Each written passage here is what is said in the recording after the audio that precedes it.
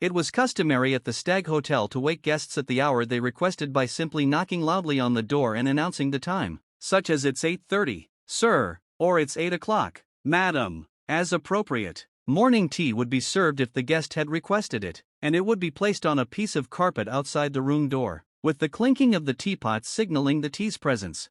On Wednesday morning, the young Gladys followed these arrangements outside room number 10. She announced it was 8:15, placed the tray forcefully on the ground, causing the milk to spill outside the jug, and then moved on to attend to other duties.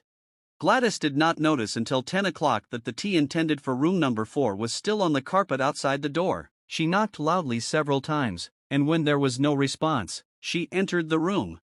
The guest in room number 5 was not the kind of man who would be unaware of his surroundings due to sleep. Gladys recalled that the surface of the opposite building was close to the room's window, and she considered the possibility that the guest had fled without paying. However, the man, who had registered himself as Enoch Arden, was found lying face down in the middle of the room. Although Gladys had no idea about the cause of death, she had no doubt that the man was deceased. Gladys pulled her head back and declared, then exited the room and went downstairs while still shouting, "Miss Lippincott, there's a body upstairs." Beatrice Lippincott was in her room, and Dr. Lionel Claude was tending to a wound on her body. Dr. Claude, irritated, stopped what he was doing and asked the girl what was wrong. Beatrice repeated, "What's with Gladys?" Dr. Claude quickly asked the woman what was the matter. Beatrice explained that the man in room number 5 was lying on the floor. Dr. Claude stared at Gladys, then at Beatrice, and finally said with suspicion, "Nonsense." Gladys insisted that the man was definitely dead and added with a hint of certainty, "His head is smashed." Dr. Claude looked at Beatrice and said, "It would be best if you called the police." Beatrice Lippincott and Gladys went out, with Gladys whispering with relief, "Do you think it was murder?" Beatrice, her golden hair pulled back, sharply replied, "Hold your tongue, Gladys. Calling it a murder before it's confirmed is a form of slander that could land you in court. The more rumors, the worse for the hotel." She added generously, "You can go and make yourself a cup of tea. I think you need it." Gladys agreed, saying she felt faint and would also make some toast. Beatrice didn't object. The commissioner, Spence, scrutinized Beatrice Lippincott as she sat, her lips pressed tightly together, and said, "Thank you, Miss Lippincott. Is this all you can remember? I'll have this typed up for you to sign, please." Beatrice, with concern, replied, "I hope I won't be called to testify in court." Commissioner Spence smiled reassuringly, "Let's hope it doesn't come to that." Beatrice pleaded, "Perhaps it was an accident." Commissioner Spence noted that accidents don't typically involve the kind of violent damage seen in this case, but responded calmly, "It's not useful to jump to conclusions or make judgments before all the facts are in. Thank you, Miss Lippincott, for your thorough report." As Beatrice left the room, Spence reviewed her report. He knew everything about Beatrice Lippincott and how reliable her account was, though there might be some embellishments for dramatic effect. However, even without those, the remaining details were grim and significant.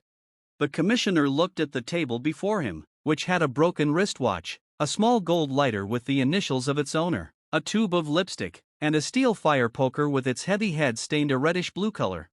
Sergeant Graves announced that Mr. Raleigh Claude was waiting. The commissioner nodded and let Raleigh in. As much as the commissioner knew about Beatrice Lippincott, he also knew about Raleigh Claude. If Raleigh came to the police station, he would have something to say, and it would be accurate and worth listening to. At the same time, what he would say would take time due to his thorough nature. Rushing such a person would only cause confusion and make them repeat themselves, taking twice as long. "Good morning, Mr. Claude. I'm glad to see you. Can you shed some light on our case? The man who was killed at the hotel." What surprised the commissioner was that Raleigh began with an unexpected question, "Have you identified the man?" The commissioner responded slowly, "We haven't identified him yet. He registered at the hotel as Enoch Arden, but there's no evidence to confirm that name." Raleigh said, "Isn't that a bit strange?" The commissioner agreed it was unusual but didn't wish to debate it with Raleigh. Instead, he said with a hint of jest, "Let's stick to the questions. You saw the body last night, correct? Why?" Raleigh asked if the commissioner knew Beatrice Lippincott, who was staying at the hotel. "Yes, of course," replied the commissioner, hoping to streamline the conversation. I heard her account. She told me about it. Rowley seemed relieved and said, "Good. I was worried she wouldn't be involved in a case that the police are following. Those people can be peculiar sometimes." The commissioner nodded in agreement as Rowley continued. "Well then, let me explain. Beatrice's story was unfamiliar to me, and it seemed to me, and perhaps to you as well, to be a matter completely rife with intrigue. I am a party with interests."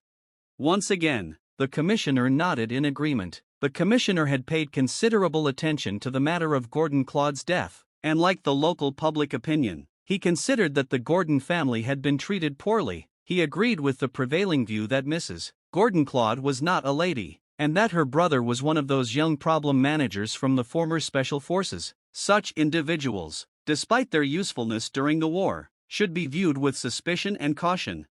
"I don't think I need to explain to you, Commissioner," he continued, "that if Mrs. Gordon's first husband is still alive, it means a lot to us as a family." Beatrice's story was the first good news I heard about the possibility of such a situation. I never dreamed of anything like this. I thought she was definitely a widow, and I can tell you that the story shook me so much that it took me some time to process it. I had to let the idea marinate, as you know. The commissioner nodded again, as he could imagine Rowley slowly mulling over the case and turning it over in his mind repeatedly. "At first, I thought it would be best to assign the case to my uncle's lawyer, Mr. Jeremy Claude? Yes, and so I went to him, and it must have been just after 8 in the evening. They were still at dinner, so I sat in Jeremy's office waiting for him and pondered the idea. Yes, and then? I finally concluded that I should handle the case myself and learn some additional details about it before informing my uncle. You see, Commissioner, all lawyers are the same. They're very slow, very cautious, and they want to be absolutely sure of the facts before they start any case. The information I received came in a somewhat secretive manner, so I suspected that old Jeremy might hesitate and procrastinate regarding relying on that information and taking action. Therefore, I decided to go to the Stag Hotel and see that man myself. And did you do that?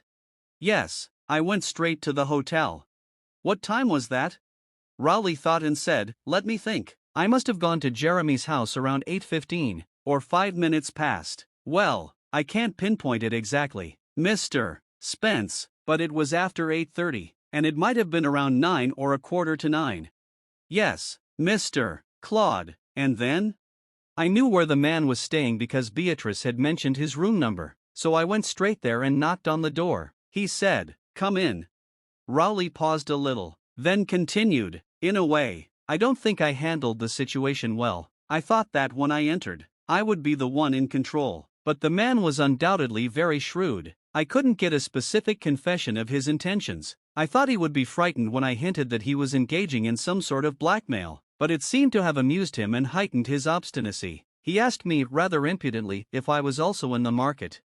I told him, 'You can't play your dirty games with me. I have nothing to hide.' He said, rather impudently, that wasn't what he meant by his words. He said the issue was that he had something to sell. Was I a buyer? I asked him what he meant, and he replied, 'How much can you, or the family in general, pay for definitive proof that Robert Enderby, who was reported dead in Africa, is alive and in good health?' I asked him why we should pay anything at all, and he laughed and said because he had a customer who would come to him that night and pay him a huge sum for proof confirming that Robert Enderby was dead. After that, I lost my temper a bit and told him that my family doesn't engage in such dirty and twisted dealings. I told him that if Enderby was alive, proving it should be easy, and at this point, I was about to leave when he laughed and said something strange. He said, 'I don't like you. Can you prove it without my cooperation?' He said it in a strange way. And then? Well, honestly, I went home somewhat confused. I felt that I had messed things up and wished I had left it to old Jeremy to handle in his way. I think the lawyer is used to dealing with tricky, shady clients." "What time did you leave the hotel?" "I don't know, but wait a moment. It must have been just before 9 because I heard the news bulletin from one of the windows as I was leaving the village." "Did he mention the identity of the person he was expecting, his customer?" "No, but I assumed it must be David Hunter. Who else could it be?" "Did the man seem scared or worried about your visit in any way?" "I told you, the man was very pleased, self-satisfied, and full of vitality." The commissioner pointed to the steel fire tongs and asked, "Did you notice this implement on the fireplace poker, Mr. Claude?" "No, I don't think so. The fire was not lit." Rowley furrowed his brow, trying to recall the scene, and added, "It was on the poker." "Yes, but I can't say I was aware of its types. Is this the implement?" The commissioner nodded and completed the sentence. He smashed his head with it. Rowley said, "It's strange. Hunter is a slender man, and Enderby was a big, strong man." The commissioner replied with a formal tone, "The medical report indicates he was struck from behind, and the blows, which were delivered with the tongs, were from above." Rowley, contemplating, said, "Of course, the man was reckless, but even so, I wouldn't have turned my back in the room if I were trying to bleed someone dry with blackmail, especially if he had fought fierce battles during the war. No doubt Enderby wasn't a very cautious man." The commissioner, cautiously, said, "If he were cautious, it's likely we would have found him alive now." Rowley exclaimed, "I wish he were alive. I feel that I've ruined things a lot. If only I had managed to get something useful from him. I shouldn't have pretended we were indeed in the market, but it's absurd. I mean, Rose and David are the ones with the money, and none of us could gather £500 from the whole family." The commissioner took out the gold lighter and said, "Have you seen this before?"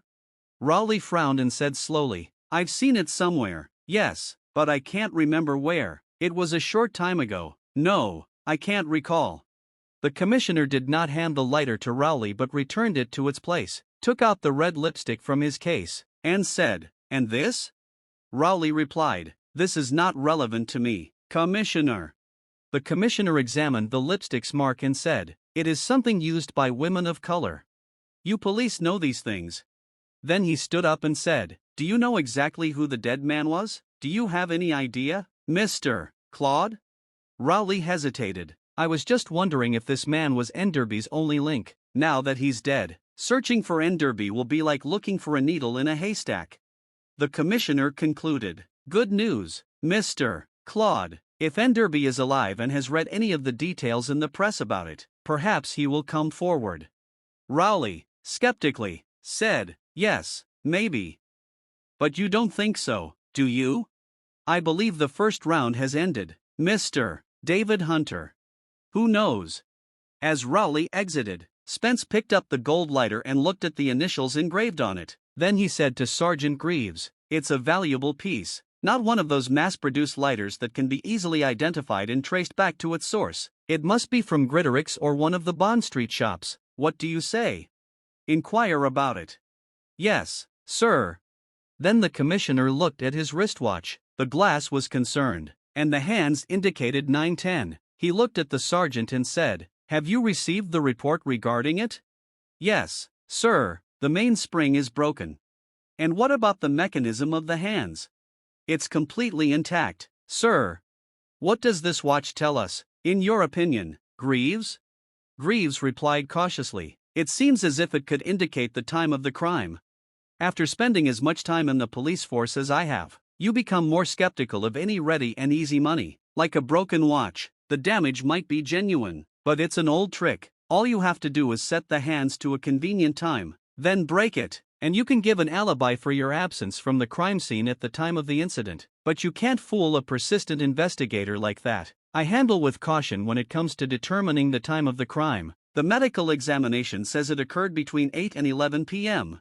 Greaves cleared his throat and said, "Edward the gardener at the Farrowbank house saw David Hunter leaving through a side door around 7:30, but the maids did not know he was there. They assumed he was in London with Mrs. Horden. This undoubtedly means he was in the area." "Yes, I'll be interested to hear Mr. Hunter's account of his movements." Greaves, looking at the initials on the lighter, said, "This seems like a clear case, sir." "Yes, but it still needs an explanation."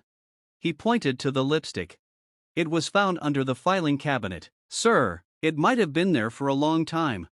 I recall that the last time a woman stayed in that room was 3 weeks ago. I know hotel service isn't excellent these days, but I would still assume it's impossible for 3 weeks to pass without them giving the furniture and room a thorough cleaning. The Stag bungalow is generally kept clean and tidy." The unknown. "But there's no mention of a woman dealing with Arden." "I know, and that's why I call this lipstick a clue."